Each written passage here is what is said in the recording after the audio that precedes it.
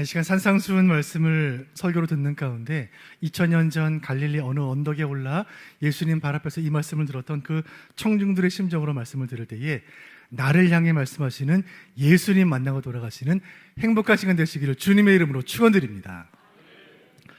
자동차를 몰고 고속도로를 달리다 보면 좌우로 길게 설치된 가드레일을 보게 되죠. 사진 한번 보여주시죠.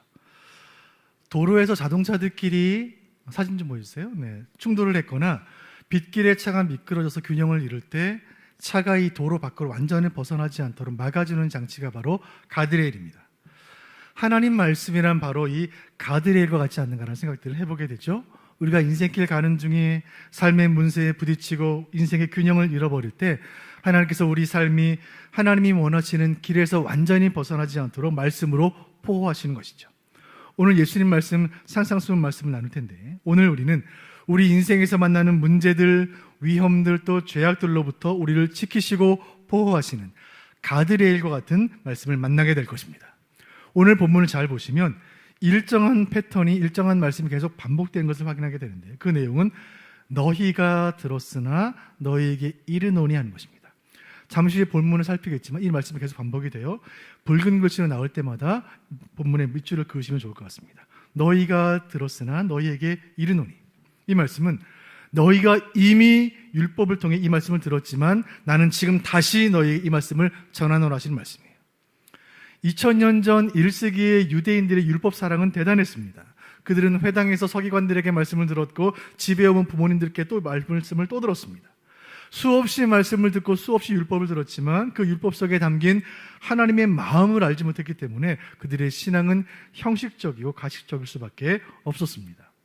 마치 겉으로 볼 때는 화려하고 먹음직스럽지만 속은 텅 비어있는 강정과 같이, 겉으로 볼 때는 신앙생활 잘하는 것 같고 겉모습 보면 신실한 크리스찬 같지만 작은 힘에도 쉽게 부서지는 속 빈 강정 같은 신앙인들을 향해 주시는 말씀이 오늘의 본문 마태복음 5장의 말씀이에요. 오늘 본문은 성경 전체에서 가장 잘 알려진 본문 가운데 하나입니다. 오늘 본문의 설교를 처음 듣는 분은 많지 않으실 거예요. 그러나 1세기 당시에 하나님 말씀을 이미 수없이 들었던 그 유대인들에게 다시 예수님 말씀하셨던 것처럼 이 말씀을 오늘 우리에게 다시 들려주시는 것입니다. 오늘 우리의 인생을 지키는 가드레일과 같은 하나님 말씀, 천국 시민이 이 땅에서 살아가면서 지켜야 할 삶의 원리 5가지에 대한 말씀들 함께 나눠보도록 하겠습니다. 오늘 본문을 통해 예수님께서 우리에게 전하시는 첫 번째 주제는 살인이에요. 자, 본문 21절 말씀 같이 보실까요? 자, 붉은 글씨의 줄을 그으면서 읽겠습니다. 시작. 옛사람에게 말한 바 살인하지 말라. 누구든지 살인하면 심판을 받게 되리라 하였다는 것을 너희가 들었으나. 아멘. 너희가 들었으나. 이 말씀은 이미 청중들이 잘 알고 있는 말씀이에요. 이 말씀 모르는 사람이 없어요. 살인하지 말라. 여러분, 이 말씀 어디에 있습니까? 10계명 제6계명이에요. 유대인이라면 이 말씀 모르는 사람이 없었을 거예요. 그리고 이 말씀을 예수님께서 말씀하셨을 때 이 말씀을 듣던 그 산 위에 올랐던 사람들은 이렇게 생각했을 것입니다. 내가 살아오면서 크고 작은 이런저런 죄를 지었지만 그래도 내가 살인한 적은 없지 않는가? 살인하지 말라는 저 계명, 저 6계명만큼 내가 지키며 살았으니 그래도 나는 꽤 괜찮은 신앙인이 아닌가라는 생각을 했을 거예요. 그날 그 산 위에서 예수님 발 앞에 무릎 꿇고 앉아 말씀을 듣던 사람들, 좋은 신앙인들 아니었겠습니까? 그래도 말씀 사랑하고 그래도 은혜 사모하는 신실하고 바른 사람들이었겠죠? 그 설교 듣던 사람 가운데 살인자가 있었을까요? 여러분, 우리도 그렇지 않습니까?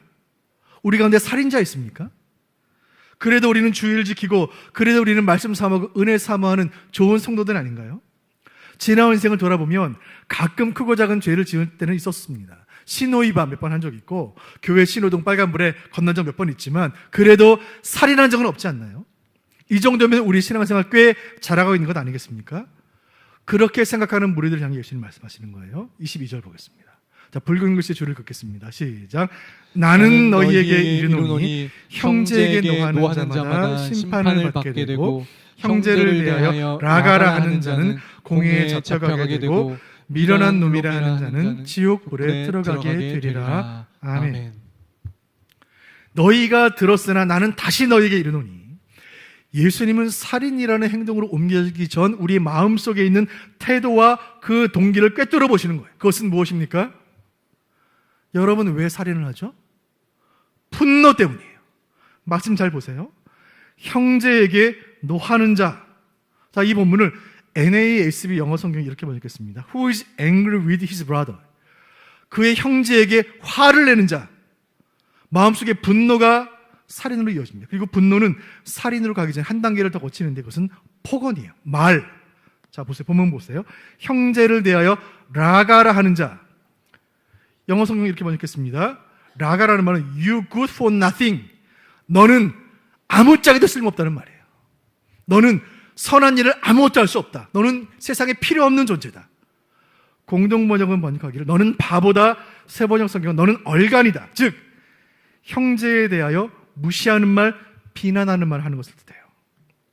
자, 본문을 보시면 분노와 폭언의 대상이 누구인지가 중요합니다. 자, 22절 다시 보세요. 22절. 여러분 누구에게 분노하고 누구에게 폭언을 퍼붓는 것이죠? 밑줄 부분 보겠습니다. 누구에게 노하는 자요? 형제에게 노하는 자. 누구에 대하여 라가라 말합니까? 형제에 대하여. 즉 가까운 사람이에요. 여러분 우리는 누구에게 화를 내고 누구에게 험한 말을 합니까? 우리 형제, 자녀, 남편, 아내, 부모, 가족, 직장 동료, 교회 식구들, 즉 우리와 가까운 사람들이에요. 제가 어느 해인가 국회 행정안전위원회에서 발표한 자료를 한번 보았는데 3년간 발생한 살인사건을 누가 사람을 죽였는가 조사를 한 거예요. 그 가운데 54%가 범인이 친척, 부모, 친구, 애인, 즉 아는 사람이에요. 여러분 살인범 둘 중에 한 사람은 아는 사람이에요. 살인과 폭력과 폭언은 가까운 사이에서 일어납니다. 예수님 말씀하십니다. 너는 형제에게 화낸 적이 있는가? 판사 앞에서는 무죄일지 모르지만 하나님 앞에서는 유죄다. 너는 형제를 향해 쓸모없다고 말을 하거나 무시했거나 비난했거나 독설을 한 적이 있는가? 너는 지옥불로 형벌을 받을 것이다. 왜냐하면 이미 말과 생각으로 그 사람을 죽였기 때문이다. 여러분 저는 이 말씀 제가 말씀 준비하면서 마태복음 5장 22절 펴놓고 저는 성경 펴놓고 멍하니 한참을 앉아 있었어요. 이 말씀 앞에서 지금까지 내가 살아오면서 말과 생각으로 죽인 수많은 사람들 얼굴이 떠오르는 거예요. 여러분 우리는 칼로 사람을 찌른 적이 없을지 모르지만 말로 수없이 사람을 찌르고 있는 거예요. 인터넷이라는 익명의 공간에서 내 이름과 신분이 감추어진 공간에서 글로 사람을 죽이는 거예요. 지금 예수님 이 말씀은 살인자에 대한 처벌 규정을 더 강화시켜서 살인을 줄이자는 그런 말씀이 아니에요. 여러분 법으로 살인자를 처벌할 수는 있습니다. 그러나 법으로 살인을 막을 수 있습니까? 오늘 구약 율법의 살인의 규례를 통해 주님께서 우리에게 주신 첫 번째 교훈이 있습니다. 그것은 분노를 다스리라는 말씀이에요. 같이 읽어보겠습니다. 시작. 분노를 다스리라. 에덴 동산에서 아담과 하와가 첫 번째로 범죄한 이후에 그 죄의 영향 가운데 일어난 인류 역사 최초의 범죄는 살인이에요. 형제가 형제를 죽이는 전속살인.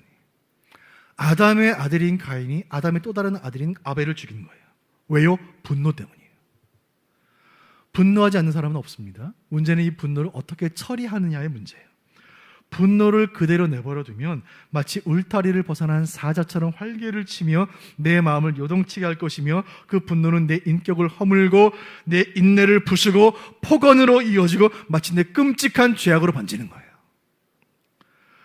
분노를 다스려야 한다 예수님 말씀하시는데 여기는 보다 중요한 신학적인 이유가 있습니다. 분노는 내 가까운 사람들에게 표현되지만 그 분노에 내 마음의 저 깊은 곳에는 하나님에 대한 분노가 있는 거예요.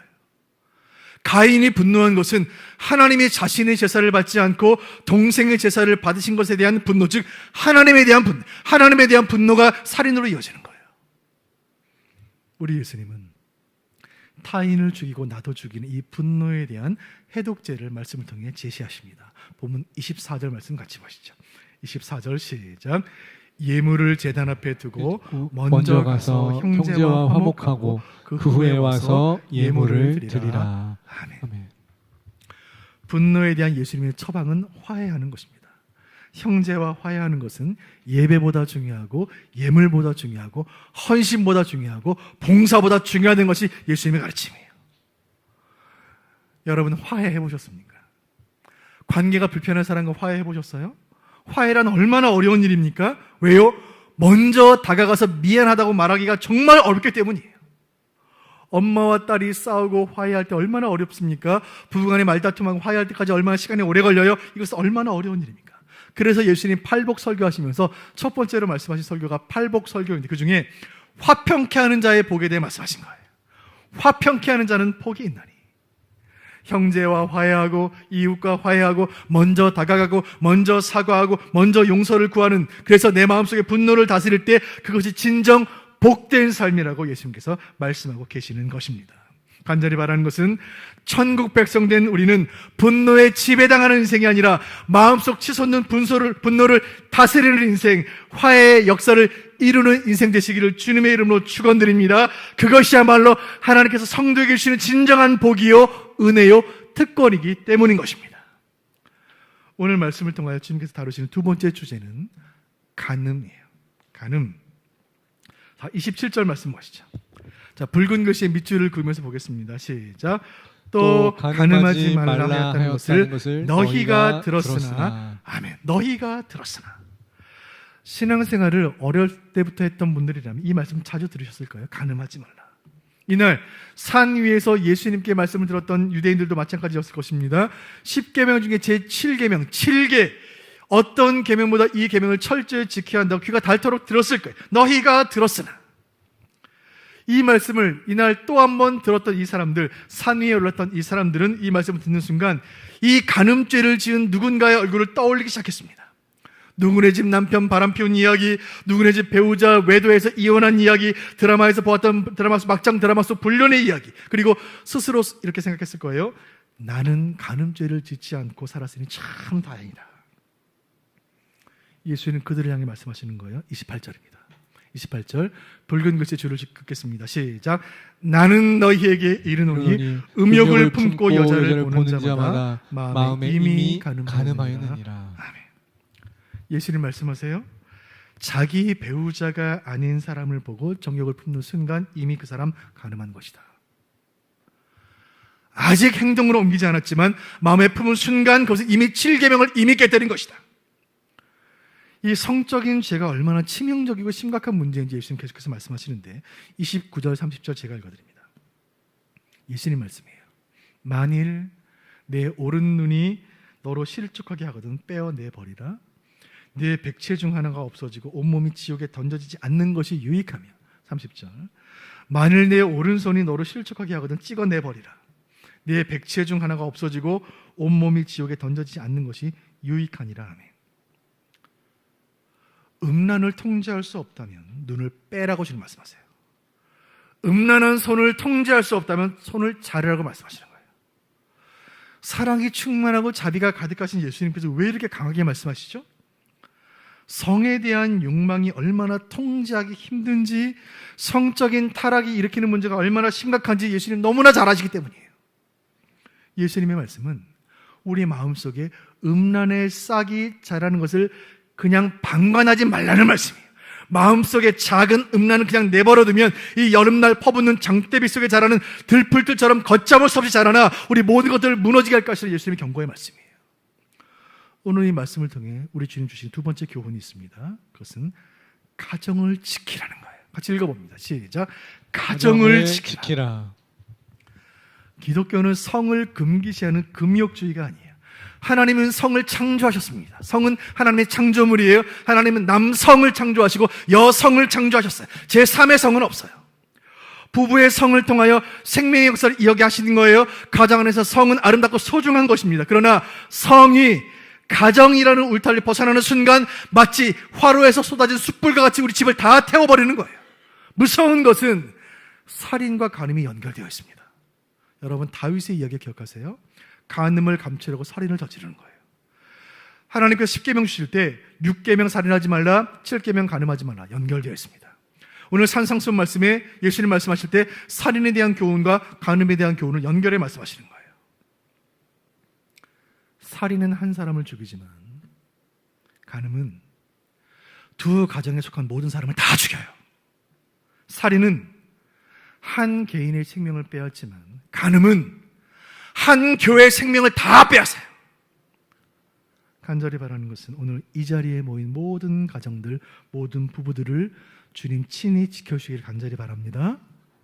우리 교회에 속한 모든 가정들을 예수님의 십자가의 보혈로 덮어주시기를 간절히 소원합니다. 우리의 젊은이들, 우리의 청년부, 우리의 고등부, 중등부, 우리의 자녀들, 아들, 딸들, 우리의 손주들 이 시대 음란으로부터 은혜의 불성각으로 지켜주시기를 주님의 이름으로 축원드립니다. 우리는 성경대로 믿고 성경대로 행해야 합니다. 특별히 성에 관련해서는 더더욱 그러합니다.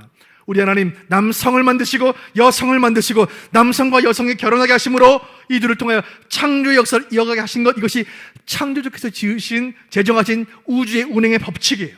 이 창조의 법칙에서 벗어나는 모든 것들은 죄예요.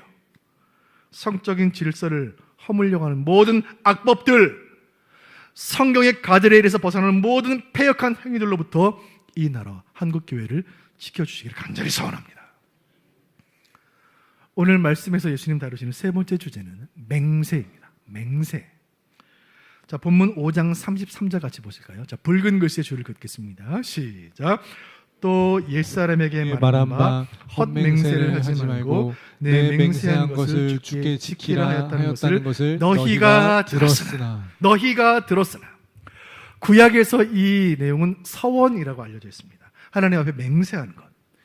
서원은 신중해야 합니다. 서원을 하면 반드시 지켜야 하기 때문이에요. 사사기를 보면 입다라는 사사가 있었는데 전쟁에 이기고 돌아올 때 처음 만나는 사람 하나님께 바치겠습니다. 헛된 맹세였습니다. 그런데 전쟁에 이기고 돌아올 때 무남동녀 외동딸의 자신을 맞이하는 거예요. 눈물을 머금고 그 딸을 하나님께 바쳐야 했어요. 딸이 생명을 잃어야 했습니다. 어리석은 맹세였어요. 이런 일이 일어날 수 있기 때문에 예수님이 이렇게 말씀하십니다. 34절입니다. 붉은 글씨의 줄을 긋겠습니다. 시작. 나는 너희에게 이르노니 도무지 맹세하지 말지니 하늘로도 하지 말라. 이는 하나님의 보좌이니요. 아멘. 예수님 말씀하십니다. 맹세하지 마라. 맹세하지 마라. 우리가 살면서 맹세할 때가 있습니다. 여러분 왜 맹세하시죠? 왜 맹세해요? 지킬 자신이 없기 때문인 거예요. 나 오늘부터 다이어트 할 거야. 맹세합니다.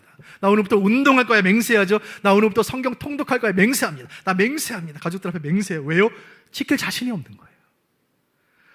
여러분 우리가 한 맹세 얼마나 쉽게 깨집니까? 2000년 전 1세기 당시에 많은 사람들이 헛된 약속을 남발했던 거예요.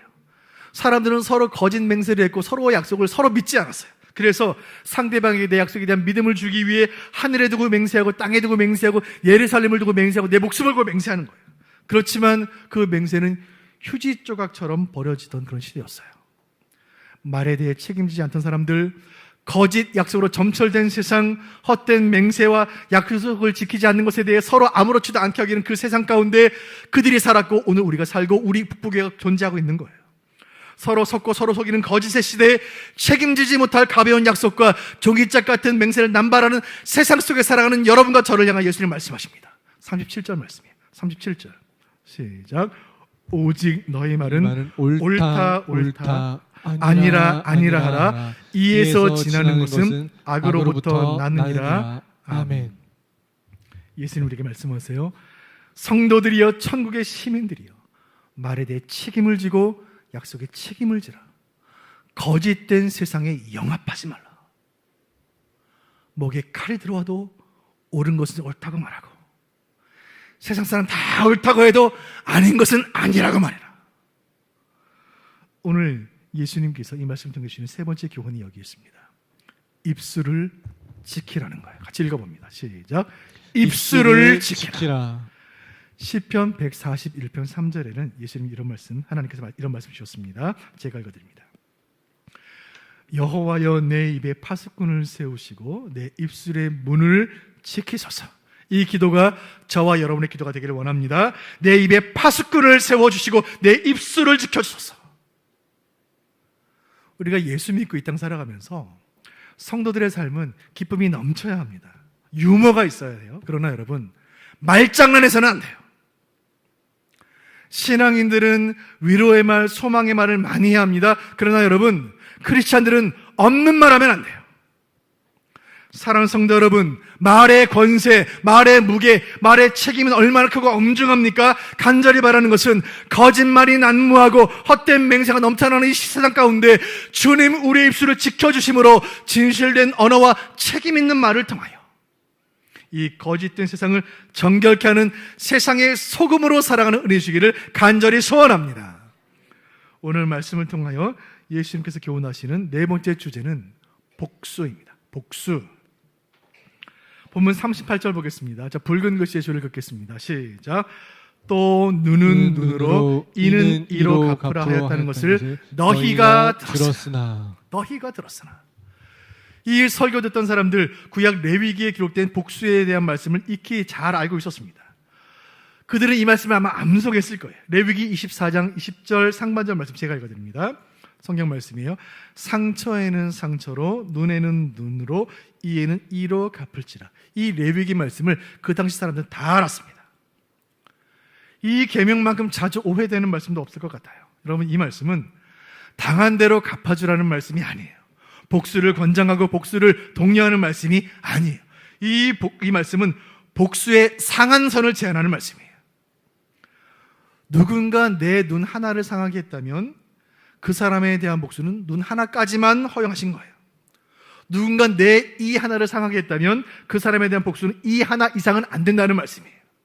그런데 이 당시 유대인들은 자신이 당한 대로 복수하고 받은 만큼 또 그 이상으로 돌려주면서 나는 말씀대로 있다고 생각했고 이것은 하나님이 허락하신 복수라고 주장했고 나의 복수를, 나의 원한을 갚는 것을 합리화시키는 근거로 이 말씀을 사용한 거예요.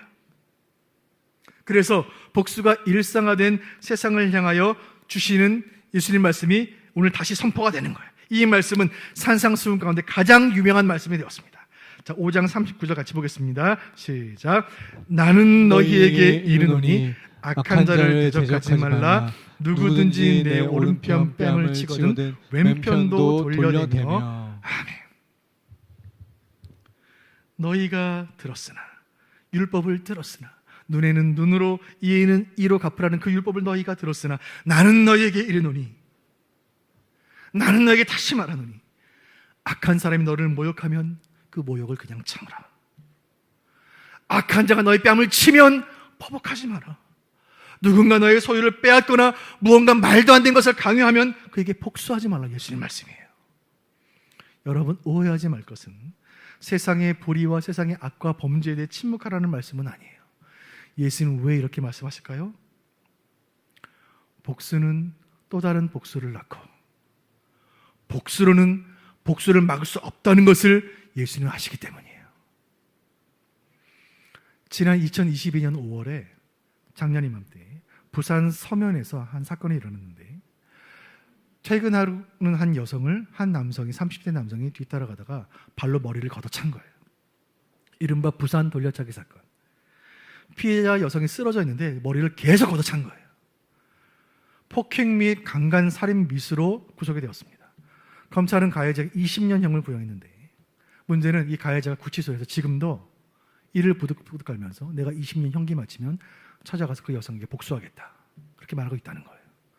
그 소식을 들은 이 피해자 여성은 잠을 이루지 못한다는 거예요. 20년 세월, 지옥 같은 세월을 보내는 거예요. 제가 그 뉴스를 보면서 두 가지 생각이 들었습니다. 야, 복수란 정말 무섭구나. 두 번째, 인간의 법은 죄의 대가를 치르게 할 수는 있지만 죄인을 변화시키지는 못하는구나. 여러분, 살인자에게서 칼을 뺏어도 그는 여전히 살인자예요. 성폭행범에게 전자발찌를 채워도 그는 여전히 강간범이에요. 마약 중독자에게서 주사기를 뺏어도 그는 여전히 중독자예요. 죄의 근본의 문제를 무엇으로 해결할 수가 있습니까? 여러분께 묻습니다. 죄인을 무엇으로 변화시킬 수 있습니까? 전능하신 여호와 하나님은 천지를 창조하시고 우주를 창조하시는 큰 사역도 말씀 한마디로 다 이루셨지만 우리의 죄의 문제를 해결하시기 위해 아들의 피가 필요하셨어요. 다시 말씀드려요. 우리 예수님은 천지의 주제이시고 우주를 다스리시는 권세자이시지만 저와 여러분의 죄의 문제를 해결하시기 위해 십자가에서 6시간 동안 피를 다 쏟으신 거예요. 예수의 피 외에는 어떤 것도 죄를 해결하지 못해요. 오늘 산상수훈을 통해 예수님 주신 네 번째 교훈이 있습니다. 그것은 은혜를 구하라는 말씀이에요. 같이 읽어봅니다. 시작. 은혜를 구하라. 은혜를 구하라. 주여 은혜를 주옵소서. 두 종류의 은혜가 있습니다. 첫 번째 은혜는 죄를 용서하시는 은혜예요. 우리가 죄를 짓고 회개하면 하나님 용서하세요. 큰 은혜예요. 더 놀라운 은혜가 두 번째 은혜가 있는데 그것은 죄를 이기게 하는 은혜인 줄로 믿으시길 바랍니다. 죄를 이기게 하는 은혜가 있어요. 우리 예수님 이미 죄를 정복하셨으니 죄와 싸워 이기는 은혜를 우리에게 주시는 줄로 믿으시길 바랍니다. 보혈의 은혜, 십자가의 은혜, 죄를 정복한 그 예수님의 보혈의 은혜가 우리에게 임하여 우리 모두는 세상의 복수의 법칙으로 살아가는 인생이 아니라 은혜의 법칙으로 살아가는 복된 인생들 모두가 되시기를 주님의 이름으로 축원드립니다. 오늘 말씀을 통해 주시는 마지막 다섯 번째 주제가 있습니다. 오늘 말씀의 결론이기도 한 이 원리는 사랑입니다. 사랑. 본문 43절 같이 보실까요? 43절 시작. 또 내 이웃을 사랑하고 내 원수를 미워하라 하였다는 것을 너희가 들었으나. 아멘. 너희가 들었으나. 예수님의 청중들은 이웃을 사랑하고 원수를 미워하라고 들으면서 자랐습니다. 내 이웃을 내 몸처럼 사랑하라는 말씀은 레위기 19장 18절에 나오는 말씀입니다. 그 말씀은 그 시대 사람들 다 알았어요. 그러나 여러분, 원수를 미워하라는 말씀은 성경에 없어요. 원수를 미워하라고 하지 않으세요. 이 말씀은 이웃을 사랑하라고 하셨으니 그렇다면 이웃이 아닌 사람은 사랑하지 않아도 된다라는 지극히 인간적인 생각에서 나온 잘못된 성경 해석이요, 인간의 죄성에 기초한 아전 인수격의 해석이었습니다. 그 당시 예수님 당시 사람들은 이웃을 사랑하라 하신 그 말씀은 칼로 삼아 세상을 둘로 나누어 사랑할 이웃과 사랑하지 않아도 되는 사람들로 구분한 거예요.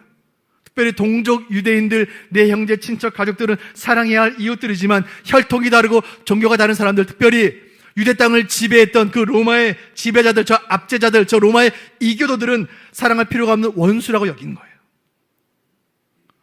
예수님 그들을 향해 말씀하십니다. 44절이에요. 44절 시작. 나는 너희에게 이르노니 너희 원수를 사랑하며 너희를 박해하는 자를 위하여 기도하라. 아멘. 나는 너희에게 이르노니 이웃이 아닌 원수까지도 사랑해라. 너희를 박해하는 자 그들을 위하여 기도하라. 사랑하는 북북의 성도 여러분, 말씀 다시 보여주세요. 이 말씀 가운데 우리는 기독교 복음의 정서를 경험하는 거예요. 원수된 우리를 주님 사랑하셨고 채찍으로 치고 창으로 찌르고 십자가에서 내려오라 박해하는 자들을 위해 예수님 기도하신 거예요. 이것이야말로 예수님께서 우리에게 보여주신 사랑이 아니겠습니까? 우리 주님 그 사랑 우리에게 베푸심으로 그 사랑으로 인하여 우리가 구원받아 천국 시민이 되었으니 이제는 그 천국을 이 땅 가운데 이루는 복된 삶으로 주님 우리를 초대하시는 줄로 믿으시길 바랍니다. 이것이 기독교의 복음인 것입니다. 이 일이 우리의 삶에서 일어나기 위하여 우리가 해야 할 일이 있습니다. 이것이 오늘 말씀을 드리시는 다섯 번째 교훈입니다. 그것은 마음을 기경하라는 말씀이에요. 같이 읽어보겠습니다. 시작. 마음을 기경하라. 마음을 기경하라.